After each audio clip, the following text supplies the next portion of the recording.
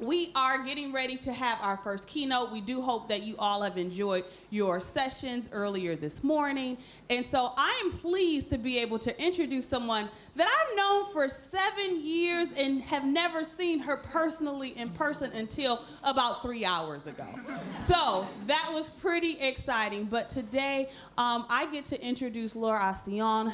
I asked her, what do you want me to say about you? And she said, it's really not about me, and you'll understand why. But she's going to talk to us today about collective created open science. And as you've seen in the talk, really we're going to learn today about how to co-create and co-develop communities, particularly in open science in the global south. But she's going to give us a little bit more detail, so I don't want to spill the beans or give you too much or give you too much of a teaser, because she's going to tell us everything that she wants us to know. So let's give a warm welcome for Laura Acción.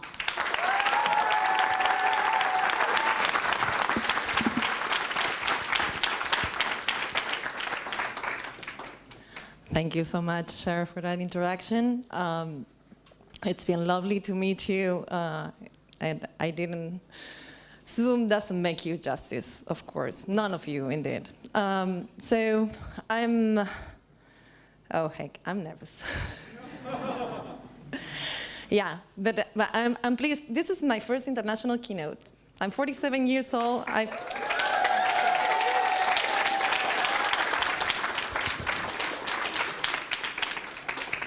Well, okay, don't mess with the time, please. Keep all the applause for the end. Okay, deal? Deal? Thank you. So it's, yeah, and I'm very grateful that it's happening in my city because, yeah, I'm nervous, but I didn't have to do a long haul of 8+ hours for once to an international conference, or deal with visa issues, or deal with lost luggage, or, you know, all our visitors here may have had to go through. So I feel you, and I thank you for the extra effort, because it's nice not to be the one for once, when you get to travel, of course, right? So, and I hope we're gonna make it worth your while. So, and I hope you're already enjoying beautiful Buenos Aires. With that, collective creation of open science, it's going to be inspired in worker bees, because we know that excellent science is done by a ton of worker bees, invisible bees. So that's going to be the whole metaphor all over here. Okay, but first things first, this is the hive that is behind me, and that has worked really very, very hard, and even a lot more than I, to put together this talk today. So thank you, Ciencia team, on that. Particularly, Lorela Sensi and Julian Were, that had put a lot more, yeah. Lorela, please, show yourself. Yeah, she's there. That applause is definitely welcome. Thank you. So these two guys worked a lot more than I. I'm here just like because I had to be here. Yeah, that's my name. I wear a lot of hats, and I've been wearing a lot of hats since over 30 years ago in research. Because I started, my first gig in research was when I was 15 in the Natural Museum, Argentina Museum of Natural Sciences in Parque Centenario in the city. I prepped fossils. And also typed a PhD dissertation reference, because back in the age, there was no point-and-click, reference managers. And they paid me, like, not for my time, really, or the person's time, but they paid me some symbolic honoraria for that work, volunteer work, because, so at least I didn't have to pay out of my pocket to travel there. So, it's been over 30 years. It's a really long career. So many, many hats over the years, many, many hats still today. For the sake of this talk, I'm a researcher coming from biostatistics that specializes in health artificial intelligence or data science, particularly the responsible use of data at the University of Buenos Aires, and I also co-founded Ciencia. And And you think maybe we have someone that was born in Buenos Aires, from Latin America. We got diversity here. Well, no. I come from an ultra-privileged elite in this city and in the region, because I'm white, I speak English, I got a PhD in the US, I'm a 10-year academic, a rare kind in Argentina, and you get the idea. Several intersectionalities of privilege, which that's why I'm here, and a lot of other folks are not. And the majority of the folks that should be here are not. So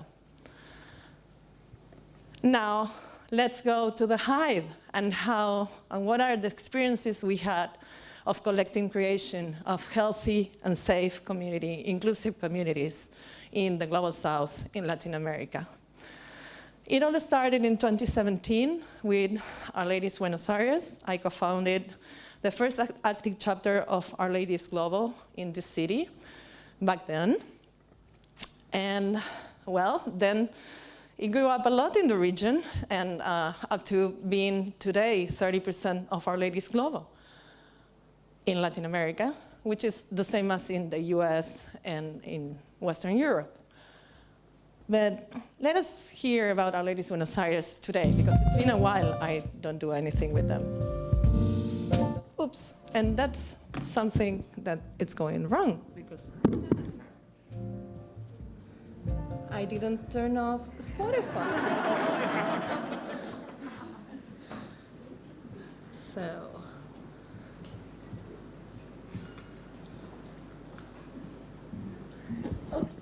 okay, now it should work.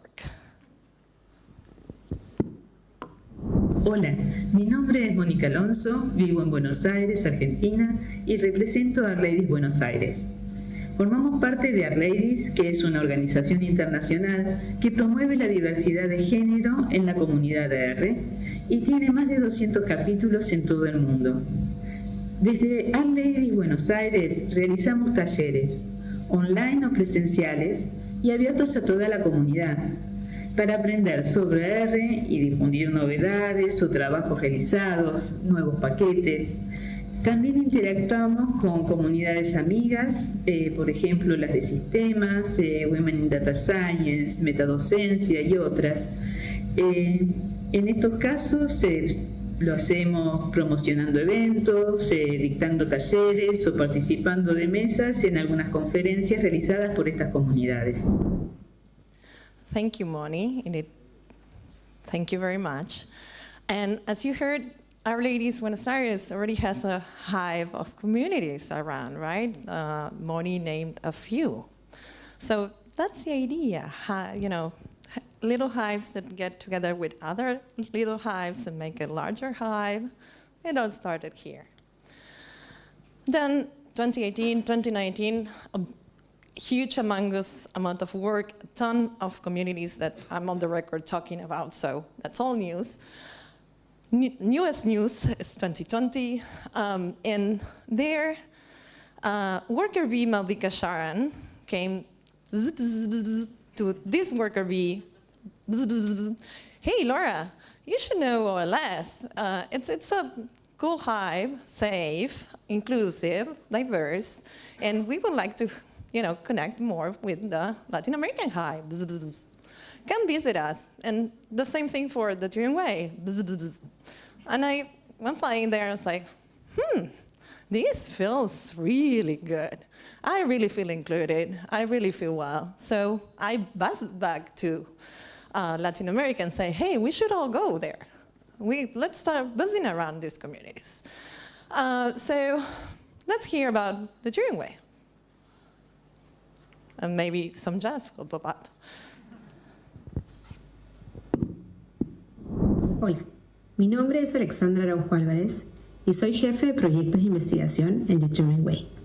The Turing Way es un proyecto colaborativo de código abierto que se apoya en la diversidad de sus integrantes para asegurar que la ciencia de datos sea beneficiosa para todas las personas. Es un libro, un proyecto de código abierto, una comunidad y una cultura de colaboración. Un libro sobre reproducibilidad, El objetivo de este proyecto es hacer que la investigación reproducible sea demasiado fácil para no hacerla. Para ser completamente reproducible, tenemos que cubrir todos los pasos del ciclo de investigación. Y eso puede ser abrumador, pero para eso está The Turing Way. El proyecto está co-liderado por Kirsty Whittaker y Malvika Sharan y cuenta con más de 400 contribuyentes a nivel mundial. Thank you so much for your allyship, The Turing Way. And if you want to learn more, do not miss their talk tomorrow at 2:30 p.m. in room A. But in 2020, March 2020, we all know what happened. So the Latin American hype was, what do we do with the online classes? Oh, we know how to teach online already. And folks really need it. So that's how Ciencia came along. And let us hear about Ciencia from someone from the community.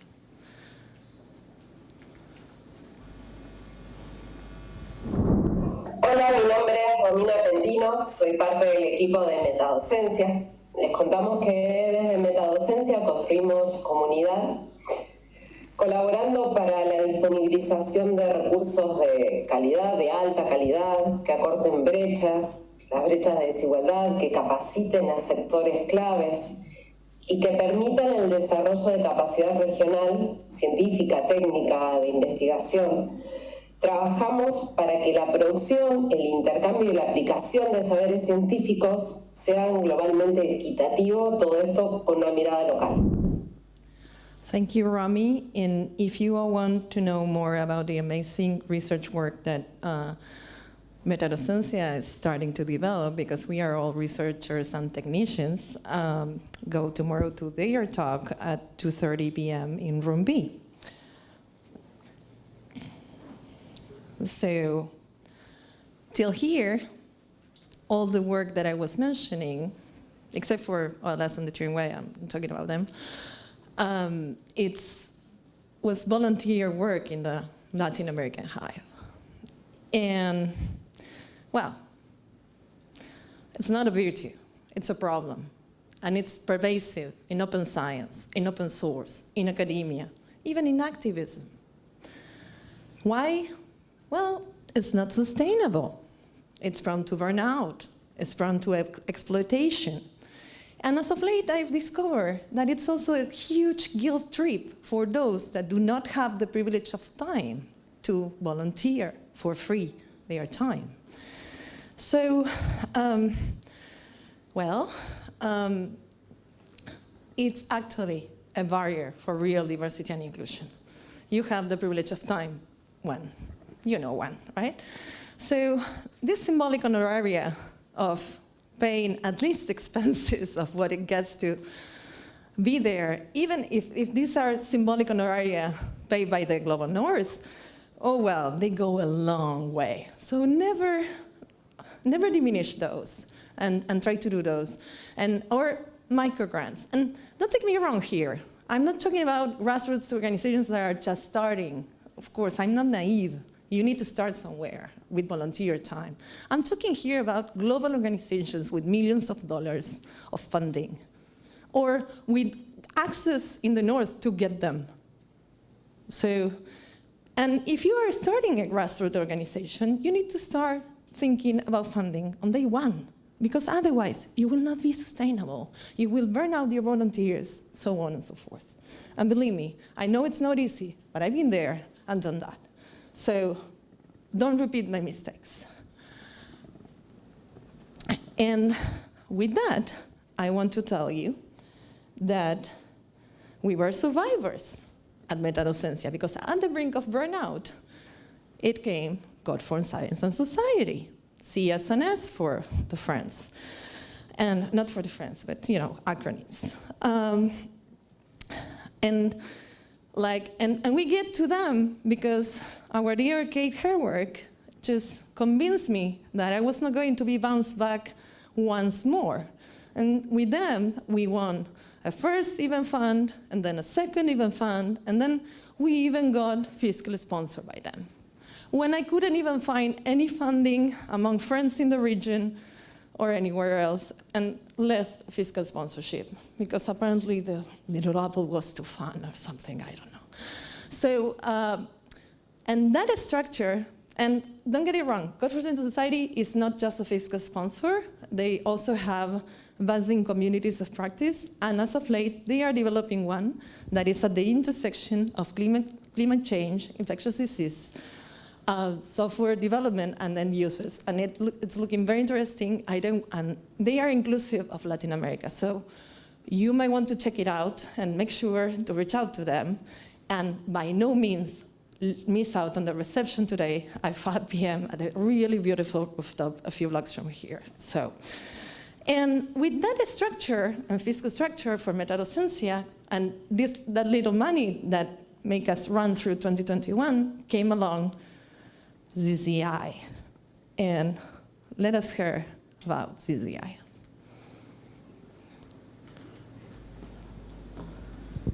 Hello, my name is Kate Hertwick. I live in Seattle, Washington, in the United States. I'm speaking to you today as a representative of Chen Zuckerberg Initiative, where I work as a program manager on the Open Science team as a part of the Science Initiative. CZ Science aims to cure, prevent, or manage all human diseases by the end of this century. CZI engages in this work by building open source software tools, funding scientific research, resources, and infrastructure, and doing science via our family of institutes.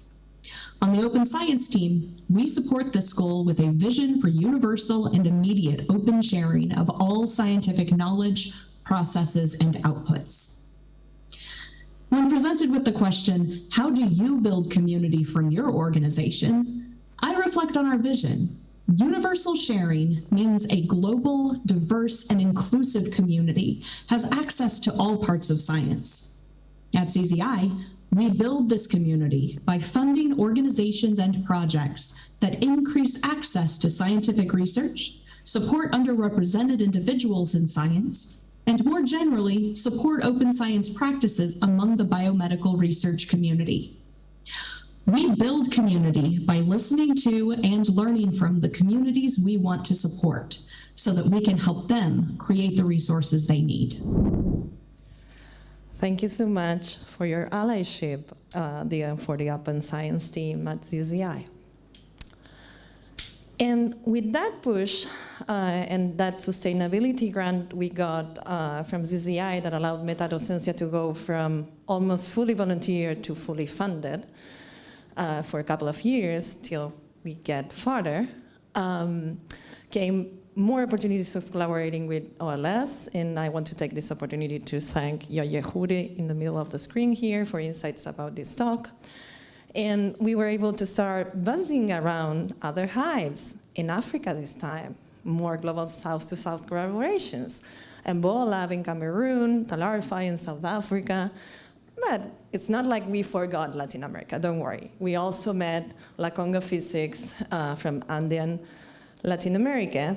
And OLS incubated this super cool kind of new community, but hear them out.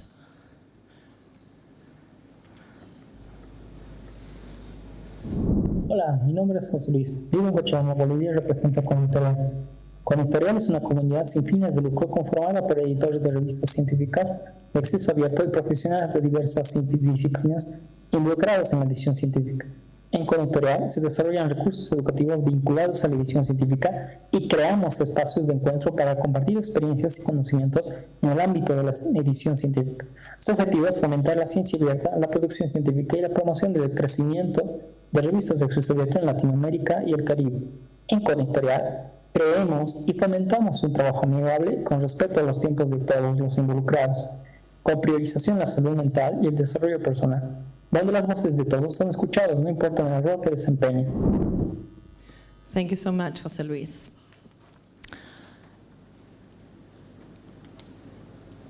And the hive kept growing over 2022. We got to work with CabanaNet, with the Latin American Initiative for Open Data, with Fundación Vía Libre. And by the way, do not miss Fundación Vía Libre's talk tomorrow at 3:20 in room B. And I forgot to mention, OLS also, it's having a presentation tomorrow at 2:55 in room C. So do not miss if you want to learn more about OLS. Sorry, OLS, I love you, but I forgot to mention. And we also got to buzz around this other project.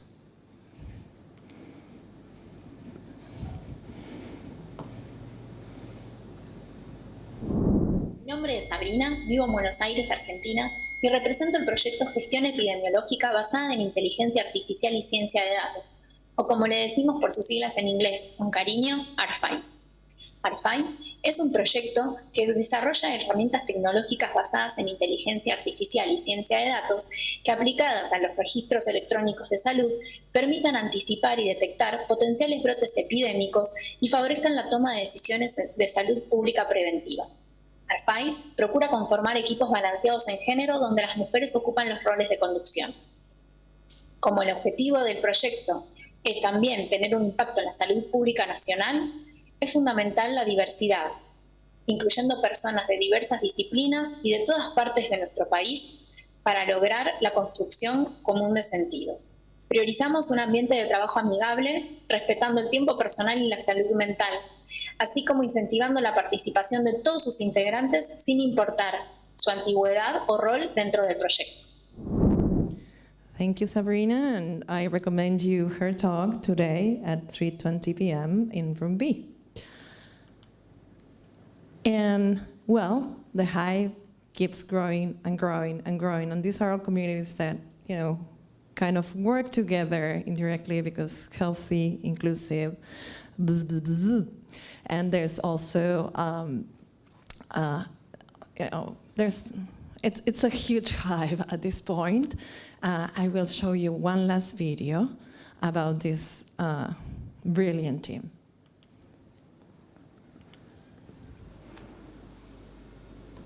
Hi, my name is Emmy Tang. I live in Utrecht in the Netherlands, and I am the engagement lead at Invest in Open Infrastructure. Hi, my name is Jerry Selanga. I live in Nairobi, Kenya, and I'm the communications associate at IOI. Hola, yo soy Tania Hernández. Vivo en la Ciudad de México y en IOI soy analista de datos de investigación. IOI is a nonprofit initiative dedicated to improving funding and resourcing for open, community-owned technologies and systems supporting research and scholarship. We aim to provide targeted, evidence-based guidance to funders and supporters of open infrastructure worldwide on how and where to invest. So how do we build community? En IOI apoyamos el desarrollo y mantenimiento de plataformas y foros que posibilitan que los miembros de las comunidades científicas en todo el mundo compartan entre sí conocimientos basados en contextos específicos. Creemos que estos aprendizajes colaborativos contribuyen al desarrollo de un ecosistema de investigación robusto y sostenible, capaz de abordar los desafíos locales y contribuir a la producción global de conocimiento. We're very grateful to be in partnership with value-aligned organizations across the globe, like Ciencia and the West and Central Africa Research and Education Network, WACREN. Working with them has enabled us to always think about the people whose voices are missing from conversations about funding and infrastructure and how we can listen more closely and help to amplify their voices. We are really happy to be part of this buzzing community, and we're looking forward to opportunities to know more about you. Thank you so much for your allyship, IOI team. And the latest addition to our wonderful, inclusive hive is NASA.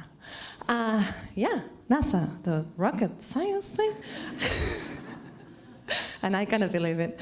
But it's true because, we're going to be teaching how to transform research to open science in Spanish from Ciencia, but together with OLS, 2I2C, and Code for Science and Society. So healthy hives, right? Excellent science. So some practicalities on how we get to the healthy hives. Essentially, it's we all know it's not solo science, right? It's not 1, 2 Nobel Prizes. It's all about worker bees. It's been for decades, and I don't study those phenomena, but I mean, it's pretty obvious. We all know it. So how does it, so in a nutshell, go collective. Let's go really collective, for real. And how do you do that? Well, you pay for and invest in persons and high building, safe high building, inclusive high building. So you don't use volunteers when you have money. And how do you get to safety? You include the locally marginalized in your decision tables, and they get to vote. Why? Because otherwise, you will not get safe communities because they have no power, and you will not get to know when they don't feel included, and they are unsafe because they have no power. So you need to include them.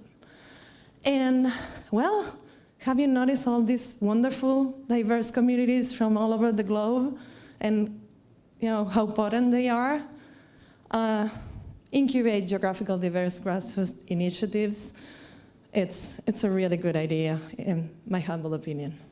And let's stop solo keynotes, please, and solo awards, and solo prizes, and personalisms, and individualisms. Let's cut that crap. Yeah, I know, right? I'm sola here, not for too long. So let's prioritize collaboration, the greater good, diversity, transdisciplinarity, which is a special kind of diversity. Let's, all disciplines the same stage, not like just computer science, like the queen and then the rest. And the last one is the most important.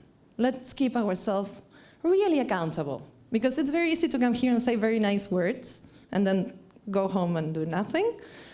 And give these recommendations. They're easy for me, right? I know none of the above is easy to do, but really, I know, I empathize.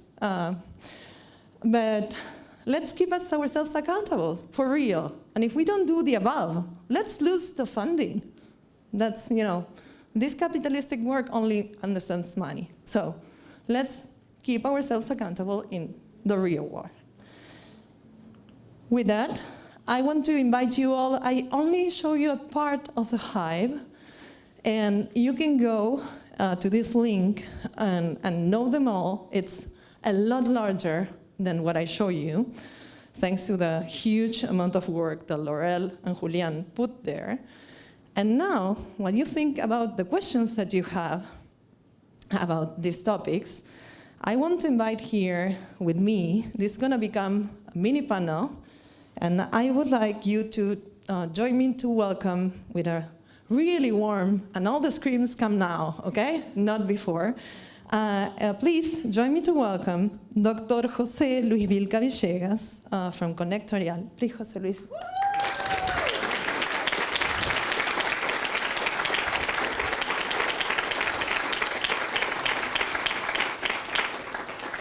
Dr. Tania Hernandez from IOI.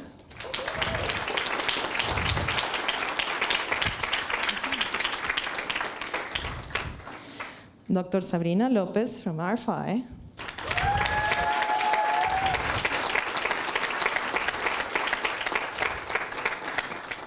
Dr. Jessica Formoso from Our Ladies Buenos Aires and Metadocencia.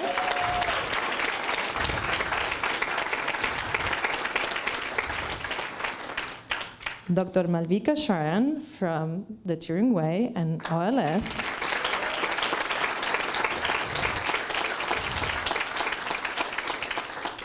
And last, but not at all least, Dr. Kate Herwerk from the Open Science team at Ciencia.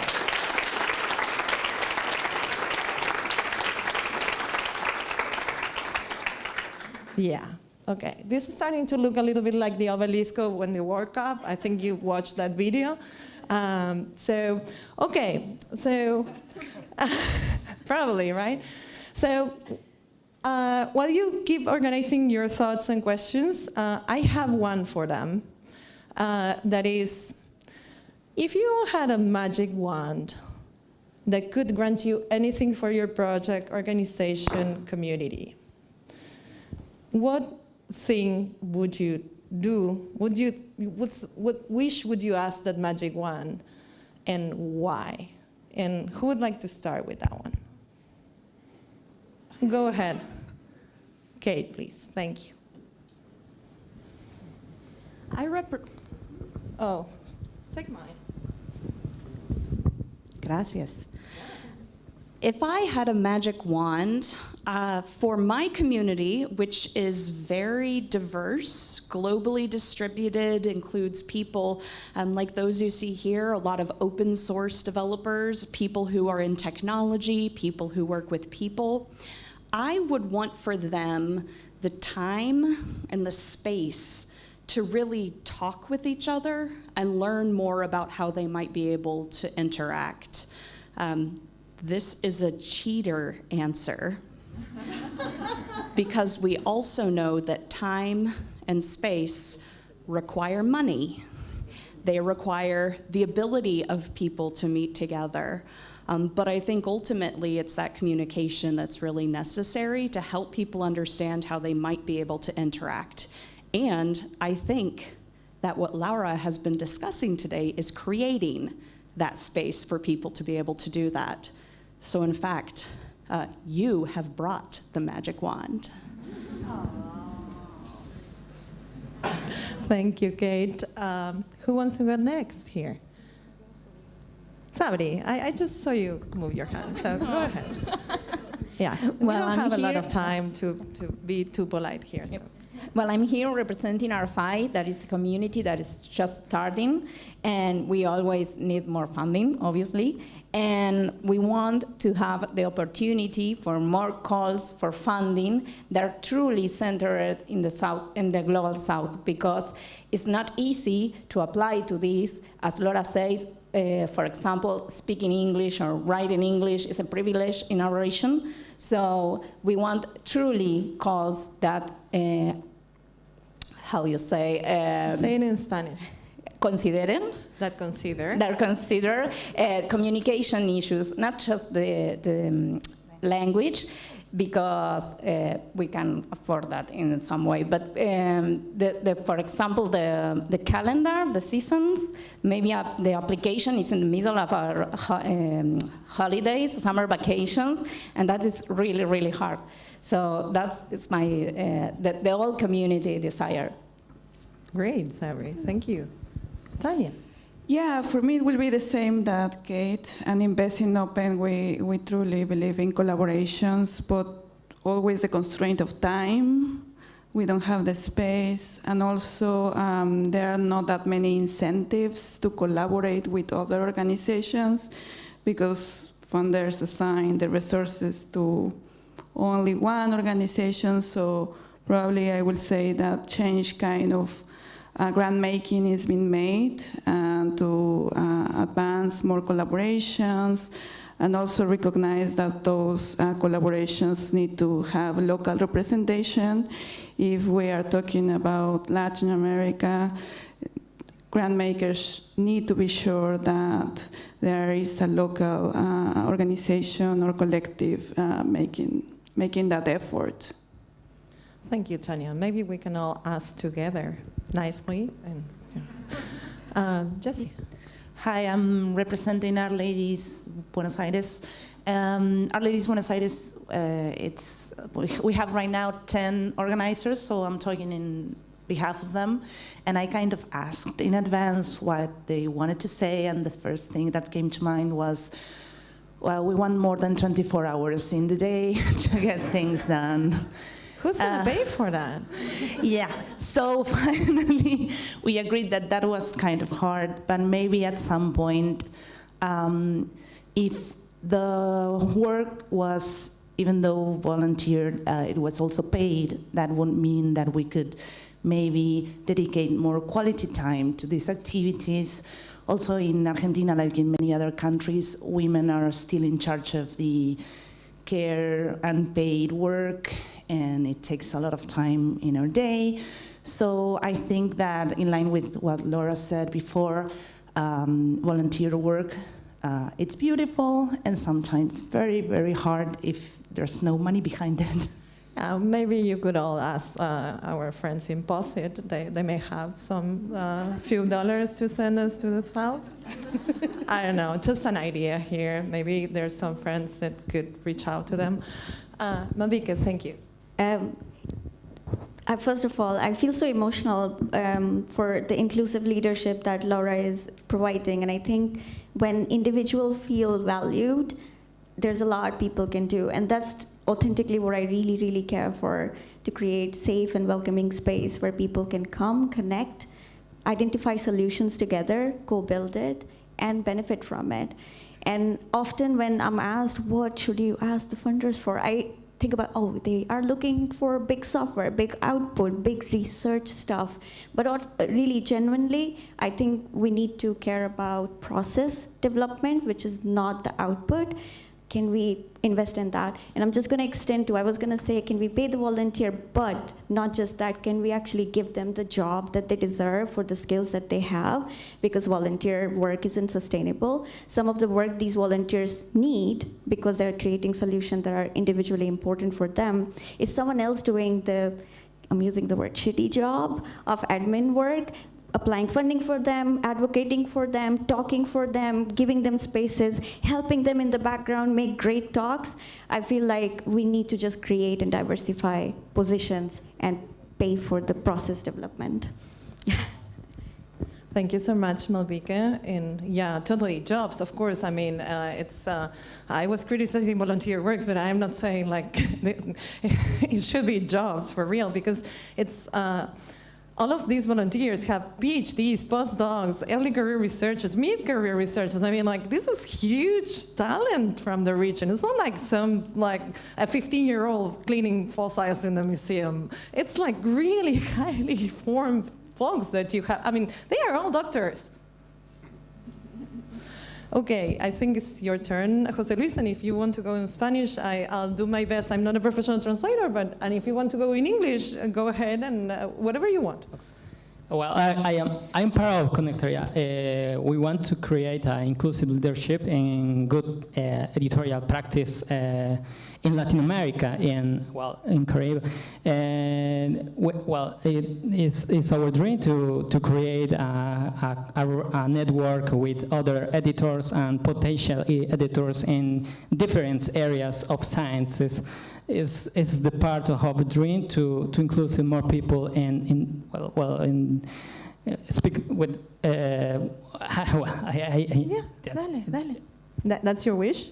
Yeah, that's my wish. Okay, and awesome, and we really need that in Latin America, because we are, like. Well, other dream is we want to collaborate with data science, PKP, public knowledge project, because this organization developed a software that we use, I use, so Open Journal System. It's a good software to publish research.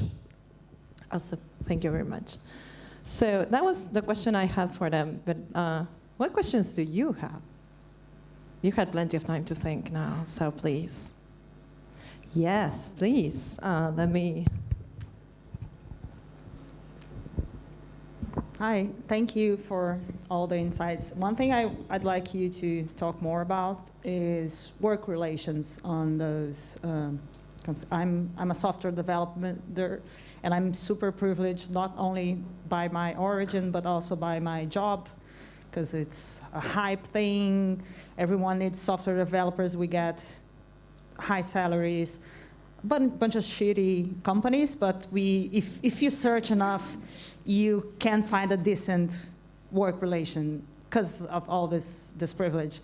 And then when you look around and you see people who work in nonprofits, in organizations that, well, they have a mission to fight for social justice. They have all these beautiful things they're aiming for. But when you look at the people working there, they're getting poor salaries, terrible work hours, no internal democracy, and all sorts of things that you expect from a big company, You know, when you just go work for in McDonald's or whatever, you expect this kind of work relation. But when you're working for an organization that supposedly has a mission of, you know, making the world better, they should probably start with their workers, right? That's a great question, and I can think of several folks here that could. I'm like. Jesse could tell you about the governance building from Metadocencia. I think Malvika could tell you a lot about it. I think Tanya can tell you a lot about it, right? I mean, who wants to crack at it? I can go ahead. Yeah. Thank you. Laura just mentioned we in Metadocencia we build governance as a community. I'm only a part of Metadocencia since 2022. And through the process of creating it, I was part of it, and my opinion was valued as well at the same level as everybody else's. And we decided together what kind of structure we wanted, how the decisions would be made, how the people responsible in the the coordinating areas would be held accountable if there was something that they weren't doing according to what we thought of together. So I think that way of organizing governance guarantees that the people that it's involved in every level of the organization will be, well, it's a good relationship with everybody. It's taking care, it's a safe space, and I love it. Sorry. Do you want to say something? This one, I have to give shout out to Danielle, because we were talking literally about this in the morning, how Open Science work is advocacy work, and how it kind of, you know, people are expected to work in bad hours and fight for because they are passionate, and it's very hard to then draw that boundary. Where does my work stop and me as an individual exist? And I feel like applying feminist lens to the work that we do, recognizing the care work as actually important professional work, accounting for that in terms of monetary. I mean, I know so not everything can be paid, but I think we need to start valuing care work as very expensive work and not free work. And flipping that dynamic at the leadership is very important, because if your leader can demonstrate that they are doing the right thing, their employees are more motivated to do it. So if you are a leader, don't be that person. I think, and I know it's hard, but really, like, if you are going to inspire a younger generation of leaders and you're really showing them a bad leadership, you are building a bad narrative for open science leadership overall. So the responsibility should be on the leaders. Internal advocacy if your leaders are bad. Yeah, at IOI recently we did a research on labor arrangements, and other than the volunteer work that Laura mentioned extensively, we also found a lot of disparities in terms of, you know, like multi-year contracts versus 1 month contracts. So even though when we are talking about paid job, there are a lot of like complexities on that. Also, there is a new trend that employees are getting paid based on the country where they are based, which is really, I mean, there can be pros and cons, but the thing is that people are getting different pays doing the same job, so that's also another thing that should be accounted for. Okay, I hope that covers a little bit, and how these communities are. I'm not saying this is done all over. I mean, this is how these vast communities of aligned value communities is trying to do things. And at Metadocencia, we were able to do that because we had the sustain of open science teams. The grant from CCI. You're too complex folks for us. I'm sorry, but yeah, I know it's not your fault. But like, you're representing the thing here, so you said so. Okay, I love you, Kate. Okay, so you need money to get that it took us several months, a ton of meetings. It's all recorded, it's all documented, and then we tried to share how we did it, and we created the mission, the vision, the values, how we behave every day according to those values. And every 3 months, we talk to each other. We are a 15-person team. We talk to each other, evaluate how we are doing, and if there's something to correct. So we are trying to build a good culture with what we have. And I forgot to mention that both Sabrina and Jose Luis, in their videos, mentioned mental health. I don't know if you noticed, but in Latin America, we work with really few resources. And we work very, very hard. Maybe the results are not there and communicated properly because we don't have the resources to communicate them, but we really do a ton of work that doesn't get seen. And so mental health is more important. Taking care of mental health is more important than ever. So we are trying to build this healthy hive, taking all of those into account. It's working so far. We are keeping fingers crossed. This is not easy at all. We live in a world that goes against all of these values. But I know this is a wonderful community that aligns. I mean, this conference, it's my first time at it, but I know that a lot of you align with these values and support them. So this is an invitation. And if the recommendations I gave you are still very general and you don't know how to implement them back home, or in your projects, I'm available to give you more specifics, so reach out anytime. And with that, I think we're gonna be closing because I know we have a couple of more minutes, but you all can use a couple of more minutes to go lunch. Thank you very much.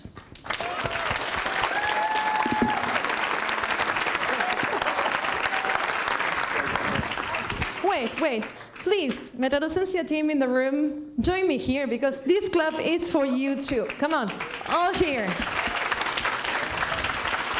Take your mask off so people can see your pretty faces, if you're comfortable.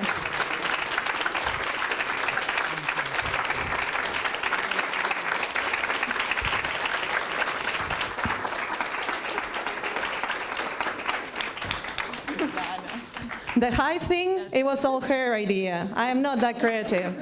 Okay, thank you very much.